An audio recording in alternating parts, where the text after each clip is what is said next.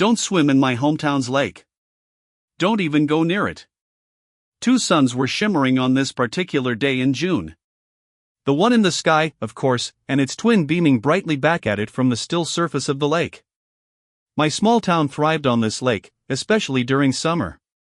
It was the go-to local tourist destination within the county. Until recently, our fish population was one of the healthiest and most numerous in the contiguous United States. There was a factory, nestled in the surrounding woodland, that used the lake's waters as a coolant for whatever they produced. That factory employed over half of the men in the town until just 5 years ago, when it was purchased by an overseas conglomerate and forced to lay off its entire existing staff.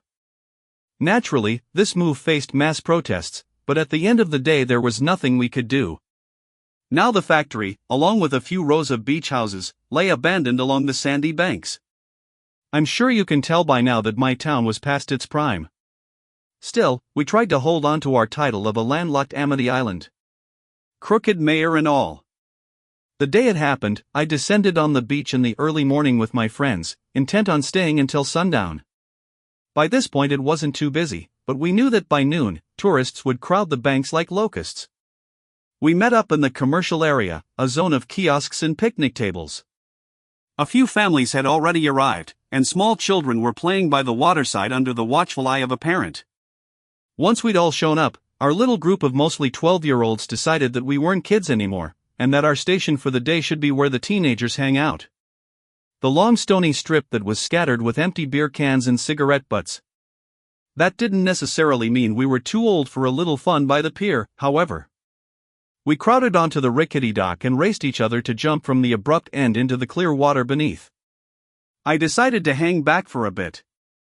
One eye was kept on my friends doing their best drowning impression. The other was on Everly, the hottest girl in my year. She sat alone on a flat stone jutting out from the grassy hill, not too far from the edge of the lake. I caught her eye, took a deep breath and walked over to her. "Hey," I said. "Hi," she replied. She was nursing a quickly melting soft-serve ice cream in a cone. It had mostly liquefied and was running down her arm. "Your ice cream is melting," I pointed out, dumbly. "I know," answered Everly. I glanced over at the nearby ice cream truck. "Want me to buy you another one?" I asked casually. She beamed. "Thanks," she said and smiled. I met her smile with my own, then patted my pockets. "I don't have any money," I admitted. She scrunched up her cute nose and laughed. I knew I must have done something right. Before I could continue, I heard someone call Everly's name. I turned and saw a frumpy, middle-aged woman waving her over. She stood and turned to me. "See you later," she said and dropped her ice cream on the floor. I watched her walk off, and then made my way back to my friends who were only now emerging from the lake. At 13, I was the oldest and therefore the designated leader of the group. It also helped that I knew a shortcut to the Beercan Beach, as we'd started calling it. And so, it was me who led the gaggle of tweens away from the now bustling lakeside and into the woodland. We were all in good spirits, and the high we got from the prospect of months without school was more potent than any drug I've tried since. Like the rest of them, I was clad in shorts and a thick layer of sunblock that acted like a second skin. I can remember the childhood bickering and cries of wuss and the occasional pussy directed towards the kids who didn't want to take the shortcut. Despite their protests, they still all followed me. It quickly became clear that I didn't know where I was going. We were now surrounded by trees and had somehow strayed so far away from the lake's edge that we could no longer hear the water lapping at the shore. "You got us lost, man," Tyler, my snub-nosed best friend, said, throwing his arms in the air. Everyone else stopped and waited impatiently for my rebuttal. "We're like a 2-minute walk from civilization in any direction, we're not lost," I replied snarkily and started to walk with more determination. "Some shortcut," I heard one of the other boys mutter as they all gave up in their short-lived mutiny and followed me again. Soon, the noise of small, gently crashing waves returned. The once thick tree line thinned out like my balding father and I could once again see the lake laying just beyond our position. Any unfaithfulness my extended friend group had in my sense of direction had dried up. They followed me as we came across a large rock. "It's just beyond this rock," I shouted back at my followers. While I knelt and tied my shoelace, a few attempted to scale the mossy boulder in one jump. One of them, a ginger kid named Jeremy who had a desperately small stature even for his age, managed the ascent first. As soon as he reached the top, he screamed, "Jeremy, what's wrong?" A few of us said in something near unison. On the top of the rock, Jeremy fell to his knees. I ran over to him, as did a few others. We climbed up behind him and as soon as we reached the top, realized what he'd been screaming about. Washed up in the miniature inlet that lay behind the rocks, was a human body. A corpse. A person's remains. These were the terms that tumbled through my mind as I stared slack-jawed. As the rest of the posse crowded around me, a few had the same silent reaction I did. Some screamed. Jeremy began to cry. It wasn't long before morbid curiosity possessed me. I wasn't the only one. Me, and one or two others hopped down from the boulder onto the edge of the thin semicircle inlet. Everyone was freaking out now. So was I suppose, I just had a different way of expressing it. Some tried to deny what was right in front of them, claiming it was just fake. I intended to show them what it really was. As a test of my own masculinity and maturity, I picked up a long, thick stick at my feet and walked over beside the body. I admit, I did think the theory that it was fake had some weight after I realized that despite looking severely decayed, it gave off no smell whatsoever. I poked and prodded it. With the help of my other stick-armed friend, we managed to move it partially onto its side. It looked vile. Just putrid. There wasn't a single fly or insect around it, but despite this, its face looked like it had been feasted on. The skin was slimy and white, loose adipose that clung to the bloodied skull. Its scalp was rotting away and looking like the threadbare knees of an old pair of ripped jeans. Greasy black hair, which had mostly fallen out, fell down to its shoulders. His nose was replaced with 2 leaking holes. One socket was empty. From the other dangled a useless eyeball. He, who I assumed was a man, wore green overalls smeared in dirt and other grime that came from spending who knows how long in the lake. When I poked his cheek, yellowing ooze poured out. It was real all right. When that realization dawned on me, and the other older kids inspecting the body, did the gravity of it really sink in. I was looking at a human body. A real-life dead person. I dropped my stick and swore. I couldn't fathom it, not really. My friend standing across from me shouted to the younger children to leave, to go, and get help. Help, I thought, was funny wording. I looked at the corpse at my feet and thought he was long past CPR. Then it grabbed me. Its bony hand shot out like an unfurling mantis claw. It latched onto my ankle with a vice-like grip and used me to balance itself as it tried to get up. Moans escaped its hollow mouth as I screamed, as did everyone around me. I watched my friends bolt, leaving me to kick away my assailant. Finally, I broke free of his grasp. One kick shattered his remaining teeth like a dropped bijou. It stumbled back, almost falling over, but managed to catch itself. Once it was steady, it turned and looked at me with its dangling eye. I was broken out of my fear-induced trance when it lurched towards me. I turned and ran, needlessly scaling the rock behind me when I could have just ran around it. I jumped down on the other side and ran, until the pain in my ankle overwhelmed me. Once signs of life were up ahead, and a quick turnaround told me that the body hadn't followed me, I stopped and inspected the source of the agony in my leg. Wrapping around my shin was a white rash in the loose shape of a handprint. Someone called my name and my head shot up. Standing by a tree just in front of me was Tyler. Behind him, a small crowd of concerned adults were moving slowly forward. Varying levels of belief on their faces correlated to who'd been told just about the discovery of a body and who heard it had moved. Still, even the disbelievers were driven forward by parental instincts and fatherly one-upmanship. Cautiously, myself and a few other children followed the adults back towards the rock. My heart was pounding and my white rash burned like sulfur. Still, curiosity acted like an opioid as we returned to the large standing rock. I watched as a hefty, short-hand vest-wearing dad who already had a brutal sunburn tried to discreetly walk past the rock, next to the water's edge and take a peep at the small inlet. The rest of our band watched as he crept around the corner, then screamed, stumbled backwards and fell into the lake. His scream caused a chain reaction of similar screeching. There was a collective freeze as we all silently waited for anything to happen. But nothing did. No one staggered from behind rock. And, more worryingly, the man didn't get up. I noticed some of the adults looking at each other, wordlessly forming a plan. I saw that plan in motion when 3 of the equally sunburned men split off from our group and walked tentatively forward.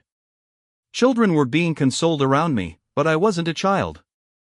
Not anymore. I was 13 for Christ's sake. I decided to follow the men. A few steps behind them, of course, but it still made me feel important.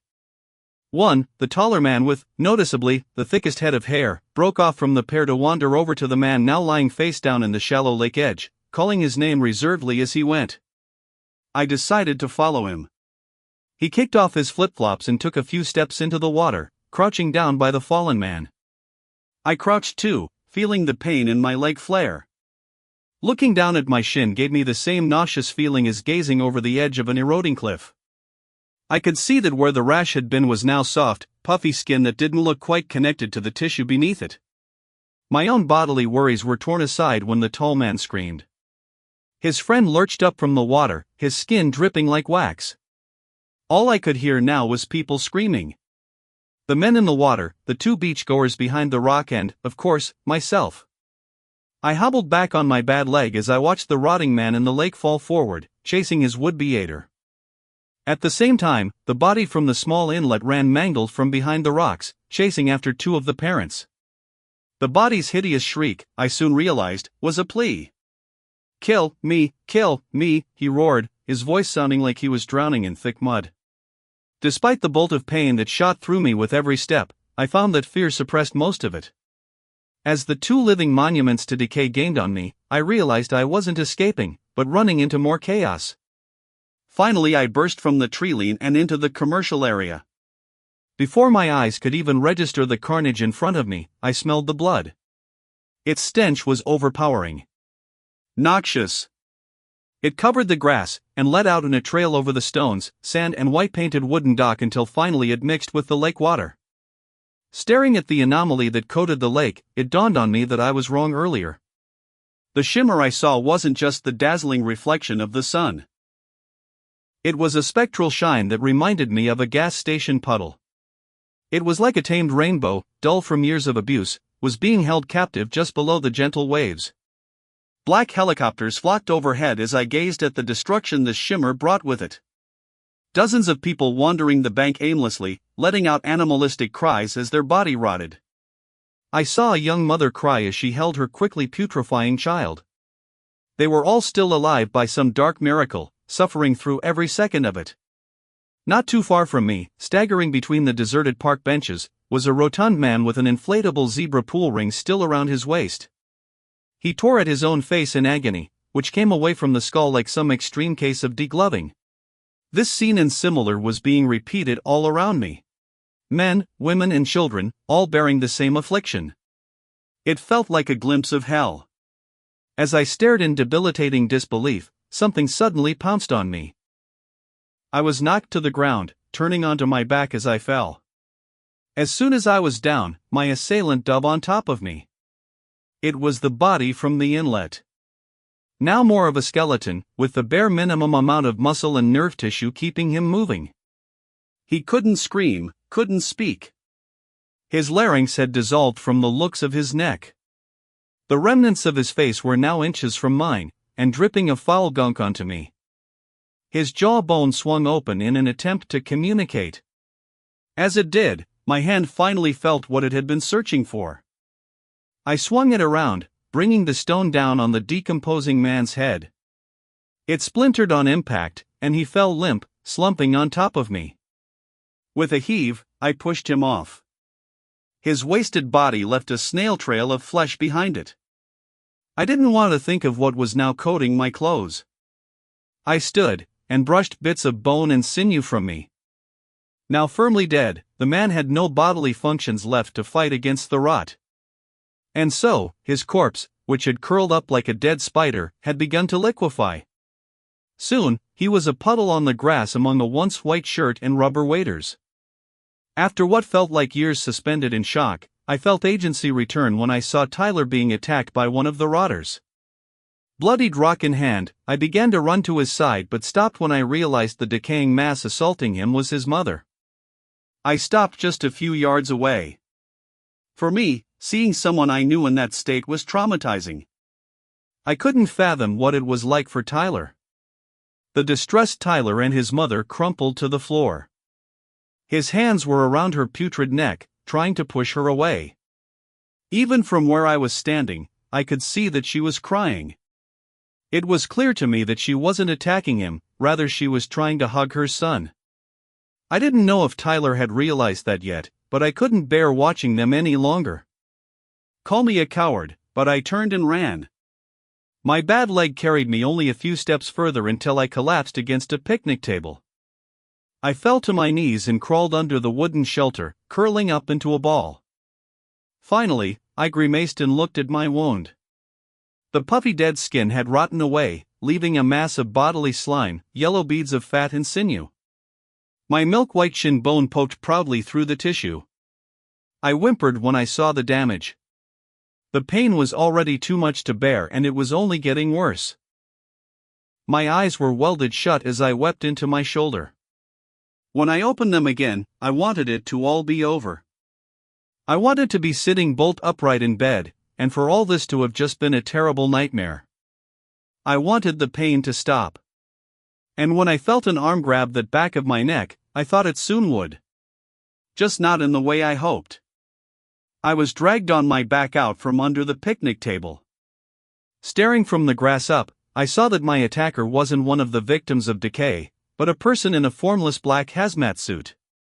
I heard a muffled swear come from his rectangular helmet when, I assumed, he noticed my wound. The long metal cylinder he held in both hands shook with indecision.